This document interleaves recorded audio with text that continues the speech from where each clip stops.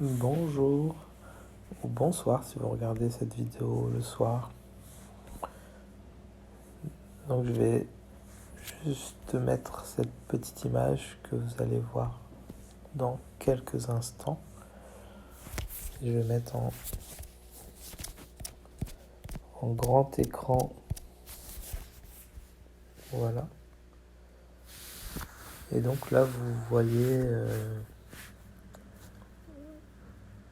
une image de l'univers avec, je ne suis pas astronome, mais on va juste imaginer que ce sont des galaxies. Et ces galaxies, ces étoiles, ces galaxies s'éloignent les unes des autres. Et la conscience produit toutes ces galaxies, crée la Terre, crée le Soleil, les planètes. Et donc toute cette... comment dire ça, tout ce merveilleux univers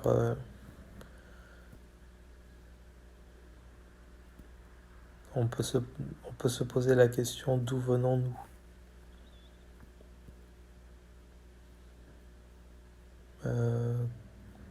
Quel est le but de la vie? Et puis on peut se poser 1000 questions finalement sur ce que nous sommes, sur notre incarnation. D'où venons-nous? Avons-nous été incarnés sous d'autres formes, animales, insectes, plantes, végétation? On ne sait pas trop vers quoi on a déjà été incarné. Et juste je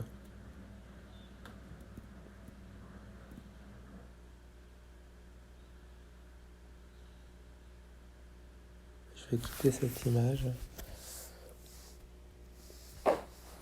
Et donc c'est juste un essai. De toute façon, je fais juste... j'aime bien faire des essais, mais grosso modo...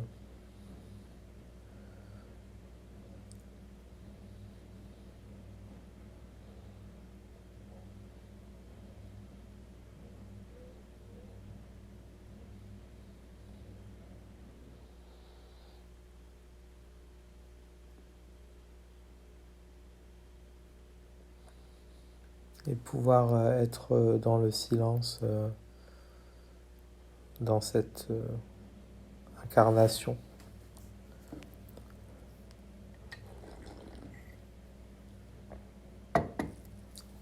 Je vois tellement de personnes, et j'en fais partie, qui ont produit des vidéos, du contenu pendant leur transformation spirituelle, leur éveil spirituel, leur réalisation. Et donc c'est juste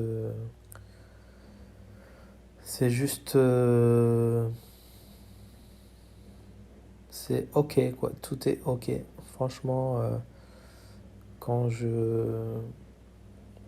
étant pris par une crise d'angoisse, j'ai fait une vidéo pour expliquer qu'on peut sortir d'une crise d'angoisse par une méthode de conceptualisation de cette crise d'angoisse, d'accueil, de laisser passer l'angoisse. J'ai tout de suite, comment dire, en fait, quand j'ai senti cette crise d'angoisse monter, je me suis dit, je vais tout de suite verbaliser au maximum la chose, en fait. Et j'étais surpris parce que ça a aidé une personne qui m'a remercié. Et comme quoi on fait des vidéos, et si on peut aider ne serait-ce qu'une personne, c'est juste gagné. C'est juste Donc voilà, j'ai laissé les vidéos anciennes que j'ai faites. Et, et hier, je faisais comment dire, une sorte, un audio intime. J'aime bien utiliser cette méthode et je vous invite. Alors, ça va pas forcément fonctionner avec tout le monde, mais chez certaines personnes, ça va fonctionner. Il faut juste avoir une capacité d'introspection, d'analyse des choses. Et donc, voilà, c'est juste pour vous dire que, bah, en fait, j'y réfléchi hier. Ça fait 7 ans, en fait, que j'entame ma transformation, que j'entame le chemin de la non-dualité. Et ça a été tout simplement dans le point bas, le plus bas que j'ai vécu, où je m'adresse au ciel en disant mais j'ai tout essayé. Je m'adressais à Dieu en fait, mais j'ai tout essayé. Et, et après, j'ai ouvert la Bible, j'ai lu l'évangile de Saint Matthieu, c'est le premier évangile, parce que j'étais au fond du trou. Et je l'ai lu avec une nouvelle, comment dire, grille de lecture, avec des lunettes, avec une expérience de souffrance aussi, une souffrance psychique très importante. Et donc j'ai lu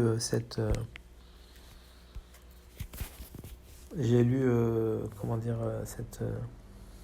j'ai lu cet évangile. Ça m'a fait du bien, mais j'étais encore très identifié à mes émotions. Et puis ensuite, comment dire, j'ai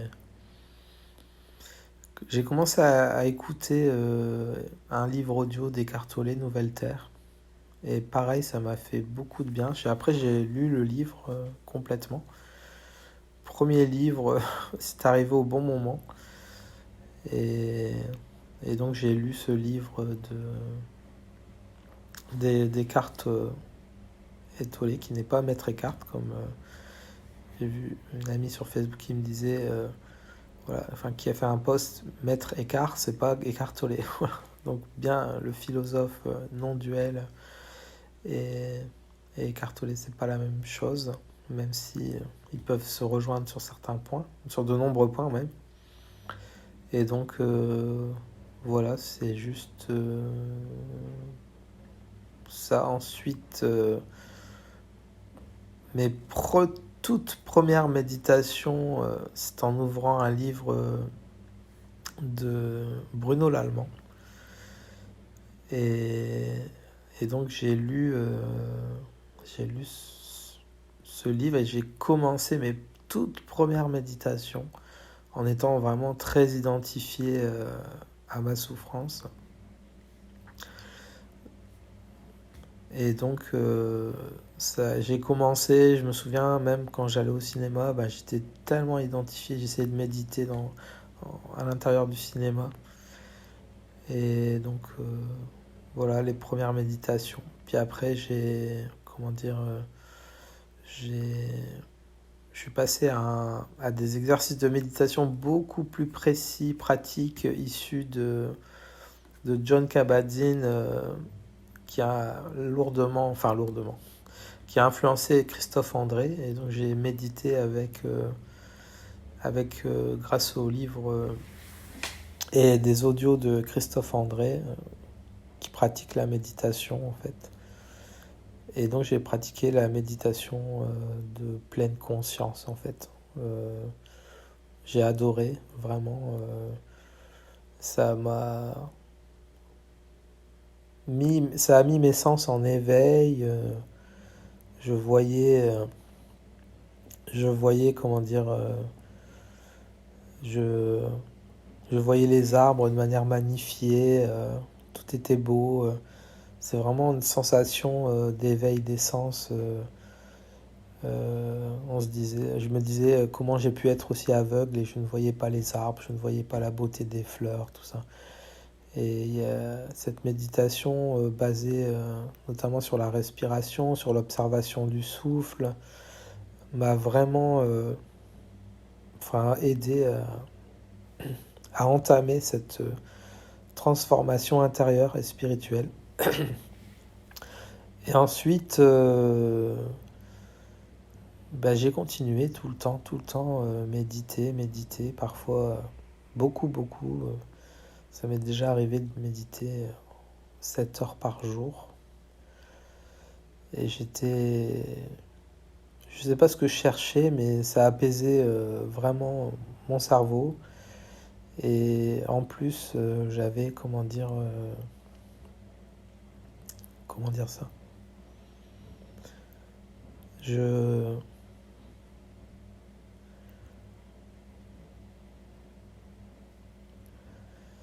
Il y avait un jeu qui médite, effectivement. Il y avait beaucoup d'analyses. J'analysais aussi mes émotions, je les accueillais, je les observais. Et il y a aussi un livre, notamment de d'Arpan, qui m'a beaucoup influencé dans la désidentification de mes émotions.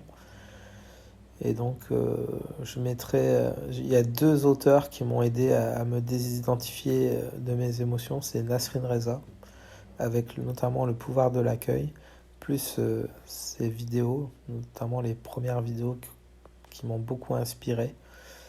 Et il y a eu Darpan. Là, par contre, le livre m'a... J'ai dégusté le livre, ça m'a beaucoup aidé, inspiré. Et ensuite, grosso modo, ces vidéos aussi étaient vraiment très inspirantes sur la désidentification des émotions, tout ça. Et donc là, ça m'a vraiment... je suis passé sur de nouveaux plans dimensionnels grâce à eux. Et ils m'ont beaucoup aidé. En fait, quand je réfléchis dans ma vie, il y a énormément de gens qui m'ont aidé, que j'ai rencontrés physiquement, dont j'ai discuté avec eux. Et plein de gens m'ont aidé, que ce soit euh, psychologues, psychiatres, psychanalystes. En fait, c'est incroyable le nombre de gens qui m'ont aidé. Et puis maintenant, des gens qui ont un pied dans la spiritualité qui m'ont beaucoup aidé. Il y a un livre aussi que mon frère m'avait offert, Arnaud Desjardins. Son, son dernier livre qui m'a... Je l'ai lu très vite. Ça m'a beaucoup inspiré.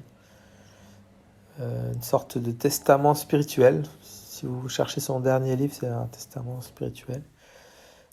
Tout ça m'a aidé. Après, j'ai commencé à visionner des satsangs aussi. Ça m'a beaucoup aidé. Il y a Juliane qui m'a très inspiré. Pierre et Gérald, bien sûr, qui sont très connus dans le monde de la spiritualité. Alors j'ai picoré hein, en fait un peu partout, comme un petit poussin. Et après aussi, ce qui est super important aussi, c'est de pouvoir échanger. Et j'ai retrouvé sur mon chemin de route un ami euh, où on a pu échanger euh, sur la non-dualité. C'était vraiment très inspirant comme rencontre, comme nouvelle rencontre sur des échanges non duels et ça m'a beaucoup aidé. Je peux d'ailleurs citer son nom, hein, parce que c'est un ami de longue date que je connais depuis 2013 à peu près. Donc Olivier Boudichakti, on a fait quelques vidéos ensemble. Et donc voilà, après, justement, Olivier m'a fait lire un livre très intéressant qui parlait du soi de d'Estein, encore un livre qui m'a vraiment inspiré. Donc Destein est un enseignant spirituel canadien. Et donc, bah voilà, là où j'ai été béni, c'est que j'ai lu le livre au bon moment. Parce que si on le lit trop tôt, c'est pas bon. Si on le lit trop tard, c'est que c'est déjà accueilli en fait. Donc je l'ai lu vraiment, c'est arrivé à point nommé au bon moment en fait. Donc il y a parfois cette grâce, cette bénédiction où tout arrive au bon moment à la bonne place en fait.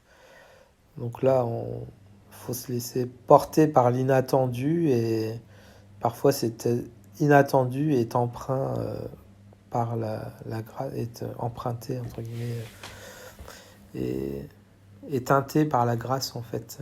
Et donc voilà, je, je, je pense que ça me fait du bien de... Ah, c'est le personnage qui parle. Ça me fait du bien de faire un bilan de 7 ans. 7 ans depuis 2015, on est en 2022, ça fait vraiment 7 ans. Ce qui prouve que la transformation spirituelle peut être rapide. Pour certains, ça va très très vite. Et pour d'autres, moi je suis la petite tortue apparemment.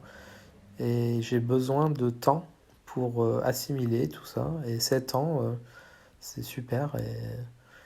Et je pense que si vous avez si vous m'écoutez jusqu'au bout, vous aurez compris que l'éveil, c'est un peu comme les enfants, en gros, qui s'éveillent, comment dire, où on leur met des jeux d'éveil, et donc ils éveillent leur sens, tout ça. On, leur, on les stimule pour qu'ils s'éveillent, en fait. Et je pense, voilà, donc pour moi, l'éveil spirituel, c'est un peu ça. On est stimulé par quelque chose qu'on ne connaît pas. Et il y a des stimuli qui nous font voir les arbres d'une telle façon, jusqu'à considérer que l'arbre est nous-mêmes, c'est nous-mêmes. Quand on voit Krishnamurti dire je suis, il n'y a pas de différenciation entre l'arbre et moi-même, je suis l'arbre. Bon, tout ça, c'est vraiment fait partie de l'éveil. Et après, comme vous pouvez si vous arrivez à comprendre ce que je dis, il n'y a rien à comprendre d'ailleurs, voilà, il n'y a rien à comprendre. Mais la réalisation, c'est vraiment, la réalisation, c'est pas comme l'éveil. C'est la réalisation, on touche au réel en fait. Donc j'ai regardé l'étymologie du mot réalisation, c'est vraiment le mot réel. Et on peut même pas dire qu'on devient le réel parce que le réel a toujours été là. Devenir le réel, le mot devenir est problématique puisqu'on ne devient pas quelque chose qui existe déjà, qui a toujours existé. Et voilà, en gros c'est ça. Donc la réalisation, voilà, c'est vraiment différent. Donc voilà, il y a eu éveil. Après, la réalisation du soi, voilà, ne se fait pas. C'est pour ça que j'ai pris énormément de notes sur ce que ce soit des journaux intimes, écrits. J'ai beaucoup écrit. Là, depuis 6 mois, je fais plutôt des audios, comme je suis en train de faire là pour vous. Et donc voilà, donc grosso modo, faut que je retrouve le fil de ma pensée, mais la réalisation, c'est voilà, la réalisation du soi. Quand ça arrive, pour certains, ça va très vite, et pour d'autres, c'est très très long à stabiliser. Il y a vraiment,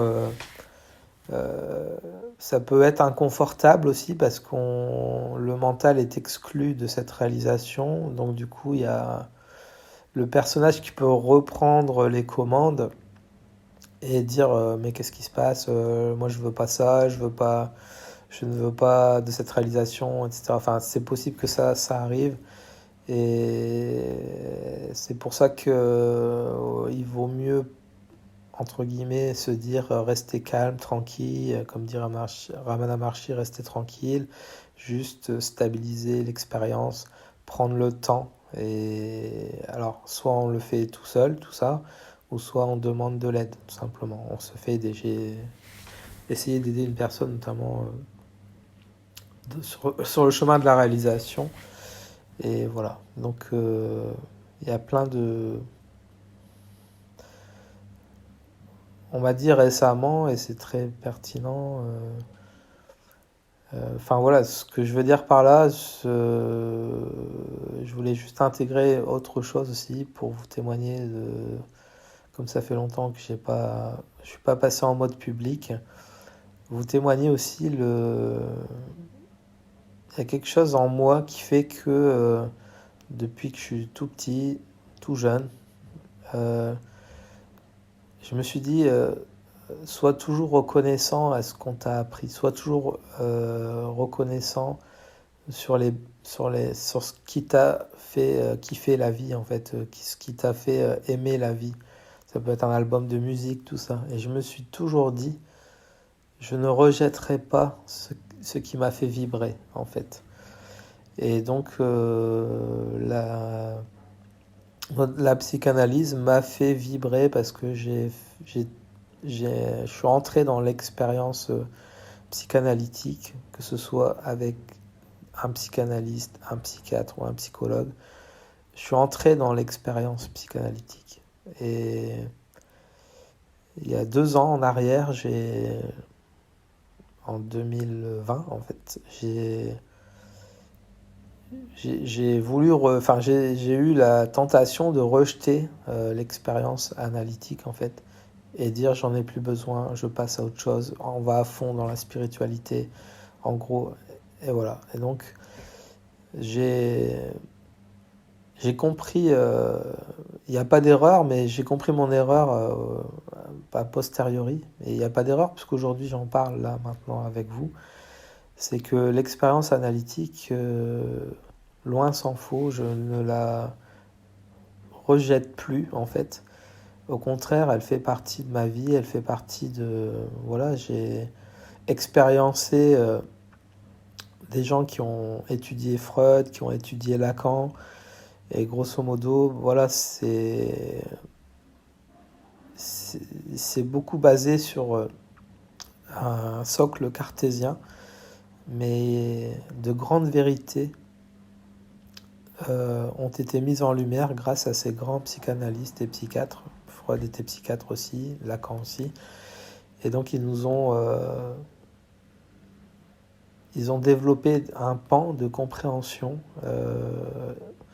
incroyable. Voilà. Et alors, est-ce qu'ils étaient athées, agnostiques, je ne sais pas, mais, mais qu'importe, voilà. Et c'est juste pour vous dire que je, aujourd'hui, je suis beaucoup plus en paix avec moi-même parce que j'ai intégré ce que Descartes peut nous apporter avec tout ce qui est arrivé après Descartes. Et c'est une co-construction qui s'est faite. Et en plus, aujourd'hui, j'ai développé l'expérience analytique et j'ai développé, alors, je parle beaucoup du jeu, hein, vous êtes en train de se dire, mais il parle avec un jeu. Mais voilà. Et donc l'expérience non duelle dont je vous parle depuis le début de cet audio. Donc l'expérience non duelle ne se fait pas, selon moi, ça peut être rapide, mais ça peut être long. Parce que là, je vous parle de 7 ans. Donc, grosso modo 7 ans, c'est long. Et c'est pour vous donner un peu d'espoir aussi pour ceux qui ont du mal à stabiliser le soi ou l'expérience de la réalisation du soi. Tout ça prend du temps et on prend le temps. Et la vie continue entre deux. Voilà. Donc, ça fait de moi, j'espère, un être réalisé et j'espère aussi un être compréhensif et surtout qui n'abandonne pas la... Comment dire? euh, Freud a découvert l'inconscient. Il a, comment dire, décortiqué tout ce qu'il faut, Jung aussi, et, et c'est ce qui fait vraiment cette beauté-là. Et la non-dualité, en fait, elle est déjà là, en fait, parce que, comme j'ai dit récemment à une amie, je disais, mais s'il n'y avait pas ne serait-ce qu'un soubresaut de non-dualité, on serait tous en train de se klaxonner dans les villes, on entendrait des klaxons partout. Donc voilà, la non-dualité a toujours été là. De belles personnes nous ont montré la voie, Bouddha, Jésus, et les prophètes, etc. Nous ont montré cette voie non-duelle. Et donc, si c'était pas incarné, ces personnes-là, s'ils n'avaient pas réalisé le soi eux-mêmes, on n'aurait pas ces lois divines qui sont tombées de manière incroyable. Et la conscience, elle se mature. Comme j'ai discuté avec une belle personne qui me disait la conscience se modélise. C'est très beau. C'est très très beau de dire ça. Et donc, et voilà. C'est juste se dire que la compréhension, voilà, des choses, parce que le monde évolue, et à la mesure que ce monde évolue, la conscience évolue. Même si certains diront que la conscience n'a jamais bougé, c'est vrai aussi. Et donc, voilà, ça me fait plaisir de faire ce partage avec vous. Et je vais regarder si je suis pas trop long, parce que je suis à presque 30 minutes. Je pense que 30 minutes, c'est déjà suffisant. Et j'espère, grosso modo, vous avoir apporté certaines choses. C'est la première fois que je fais un audio public. Donc, j'espère que j'ai été compréhensible, même s'il n'y a rien à comprendre, encore une fois. Le mental est exclu de la réalisation. Il va devenir plus tard un agent de la réalisation. Mais voilà, c'est juste... Et beaucoup parlent aussi maintenant du mot, j'entends de ci, de là, la personne. Et comme Darpan aussi parle de la personne, celle qui a des opinions, celle qui a une personnalité, etc. Tout ça se déconstruit à la mesure de l'éveil et de la réalisation. Et, et donc voilà, je suis très heureux de partager ça avec vous. Je fête mes 7 ans. C'est l'âge de la raison, je ne sais pas, chez les enfants. Et donc voilà, j'espère pouvoir vous produire d'autres des vidéos aussi. J'aime bien les vidéos aussi, comme vous le savez. Et là, c'est le premier audio public et ça me fait du bien de pouvoir vous partager ça. C'est un post que je vais écrire. Mon bonheur, c'est votre bonheur, en fait. Et voilà, c'est vraiment ça. Bah, écoutez, je vous souhaite de, de belles vacances de mois d'août qui se terminent. Et je vous dis à bientôt pour, j'allais dire, souvent je dis pour une nouvelle vidéo, mais à bientôt pour un audio, une vidéo. Je, je vous embrasse et je... N'hésitez pas, si vous souhaitez me contacter pour poser des questions, si vous voulez une aide, n'hésitez pas. Vous pouvez me contacter sur les messageries. Voilà. Bah écoutez, je vous embrasse et à bientôt.